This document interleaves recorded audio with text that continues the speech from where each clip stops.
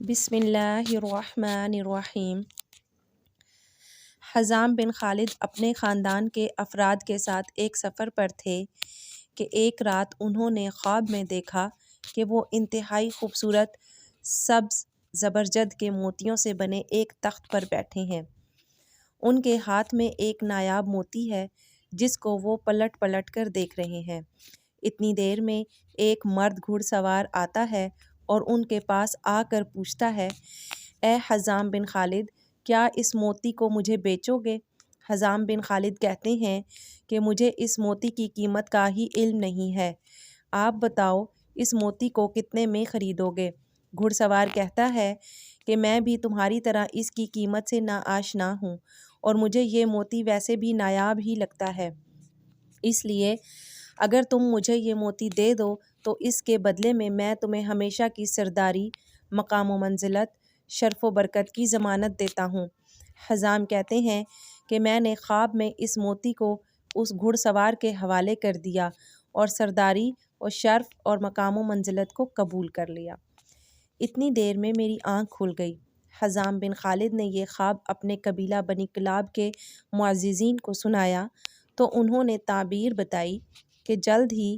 تمہاری بیٹی جو کہ ہمارے قبیلہ بنو کلاب کا نایاب موتی ہے، اس کے لیے انتہائی متبرک عظیم شخصیت کا رشتہ آئے گا جس کے باعث تمہیں شرف و عزت اور ہمیشگی کی سرداری نصیب ہوگی۔ حزام بن خالد سفر سے واپس لوٹے تو اس سے اگلے ہی دن حضرت عقیل بن ابو طالب بنو کلاب میں مہمان بن کر آ گئے۔ ناظرین گرامی، عرب میں یہ روایت تھی کہ جب بھی کسی بھی قبیلہ میں کوئی مہمان آتا تو 2 دن تک اس کی خوب مہمان نوازی اور خدمت کی جاتی، پھر تیسرے دن اس کی آمد کا سبب دریافت کیا جاتا۔ حضرت عقیل بن ابو طالب کی 2 دن مہمان نوازی کرنے کے بعد قبیلہ بنو کلاب کے سردار حزام بن خالد نے تیسرے دن ان کی آمد کا مقصد دریافت کیا تو وہ فرمانے لگے کہ اپنے بھائی علی بن ابی طالب کا رشتہ آپ کی بیٹی فاطمہ کے لیے لے کر آیا ہوں۔ حزام بن خالد کہنے لگے، اے عقیل، امیر المؤمنین کے لیے ایک صحرا نشین عورت شائستہ نہیں ہے جو صحرا نشینوں کی ابتدائی تہذیب و تمدن میں پلی ہو، انہیں ایک بلند مرتبہ تمدن والی عورت سے ازدواج کرنا چاہیے اور ان 2 تمدنوں کے درمیان فرق ہے۔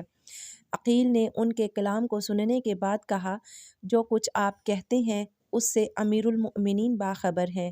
اور ان اوصاف کے باوجود وہ ان سے رشتہ ازدواج قائم کرنا چاہتے ہیں۔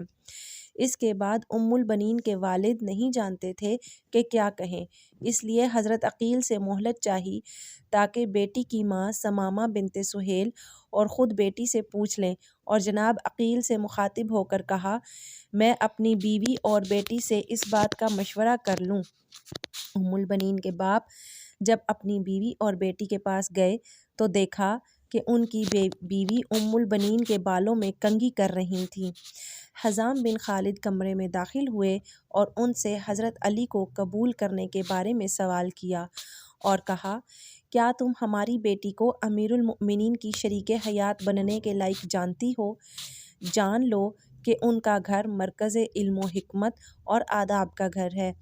اگر ہم اپنی بیٹی کو اس گھر کی خادمہ بننے کے لائق جانتی ہو تو ہم اس رشتے کو قبول کر لیں گے، اور اگر اس لائق نہیں جانتی ہو تو انکار کر دیں گے۔ ناظرین گرامی، حضرت عقیل بن انصاب کے ماہر تھے، اس لیے دختر رسول حضرت طیبہ طاہرہ فاطمہ السلام اللہ علیہا کے بعد جب حضرت علی شیر خدا نے محسوس کیا کہ بچوں کی دیکھ بھال اور گھرداری کی امور کے لیے ایک عورت کی ضرورت ہے تو آپ نے اپنے ماہر انصاف بائی حضرت عقیل کو فرمایا، میرے لیے ایک ایسی عورت کا انتخاب کیجیے جو شجاع اور دلیر مرد عربوں کی نسل سے ہو تاکہ میں اس کے ساتھ شادی کروں اور وہ میرے لیے ایک بہادر اور شاہ سوار بیٹے کو جنم دے۔ حضرت عقیل کے مطابق بنی کلاب قریش کے بعد عربوں کا سب سے مشہور قبیلہ تھا جس کے مرد شجاعت کے لیے مشہور تھے، اس لیے حضرت عقیل نے بنی کلاب کے سردار حزام بن خالد کی بیٹی فاطمہ کا انتخاب کیا جو شجاعت و بہادری اور گھڑ سواری میں ماہر تھیں۔ خیر، جب حضرت عقیل نے حزام سے رشتہ مانگا اور حزام نے اپنی بیوی سے پوچھا کہ کیا ہماری بیٹی حضرت علی کے لائق ہے، تو ان کی بیوی کہنے لگیں، اے حزام، خدا کی قسم، میں نے اپنی بیٹی فاطمہ کی تربیت بہتر انداز میں کی ہے اور یہ ہمارے قبیلے کی سب سے سعادت مند لڑکی ہے، بس آپ اسے علی بن ابی طالب کے نکاح میں دے دیجئے۔ سنت رسول صلی اللہ علیہ وآلہ وسلم کے مطابق نکاح پڑھایا گیا۔ بعض مورخین نے اس نکاح کی تاریخ 23 ہجری لکھی ہے۔ نکاح کے فوراً بعد جب حضرت علی فاطمہ بنت حزام کو لے کر گھر آئے تو فاطمہ بنت حزام کی شرافت کا مجسمہ تھیں۔ کہنے لگیں کہ میں اس وقت تک گھر میں داخل نہیں ہوں گی جب تک مجھے دختر رسول حضرت فاطمہ الزہرا کی بڑی بیٹی اجازت نہ دے دیں۔ حضرت حسنین کریمین کو ماں کی یاد ستانے لگی تو ان کی آنکھیں آنسوؤں سے چھلک پڑیں۔ جب فاطمہ بنت حزام نے گھر میں قدم رکھا تو اس وقت حسن اور حسین کو بخار تھا اور فاطمہ بنت حزام نے اپنی شادی کی پہلی رات جنت کے سرداروں پر وار دی اور ساری رات ان کی خدمت میں گزار دی اور آپ کے منہ سے مسلسل یہ الفاظ نکلتے رہے، میں فاطمہ نہیں بلکہ میں تو فاطمہ الزہرا کی اولاد کی کنیز ہوں۔ حضرت علی شیر خدا جب بھی فاطمہ بنت حزام کو آواز دیتے تو حضرت امام حسن اور حسین کی آنکھیں اپنی والدہ کو یاد کر کے غمگین ہو جاتیں۔ اسی لیے فاطمہ بنت حزام کہنے لگیں کہ آپ مجھے کنیز فاطمہ کہہ کر پکارا کریں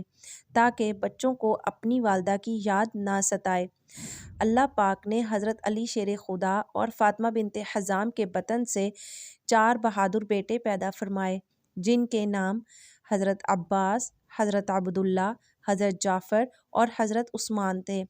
انہی 4 بیٹوں کی وجہ سے حضرت فاطمہ بنت حزام ام البنین کے لقب سے مشہور ہوئیں۔ حضرت ام البنین نے اپنے یہ 4 بیٹے حضرت امام حسن پر کربلا میں وار دیے اور تمام نے شہادت کا رتبہ پایا۔ آپ نے حضرت امام علی کی شہادت کے بعد جوان ہونے کے باوجود دوسری شادی نہ کی، 20 سال سے زیادہ کی طویل مدت تک زندہ رہیں۔ آپ کی تاریخ وفات کے بارے میں اختلاف ہے لیکن مشہور یہی ہے کہ حضرت ام البنین نے 13 جمادی الثانی 64 ہجری کو وفات پائی۔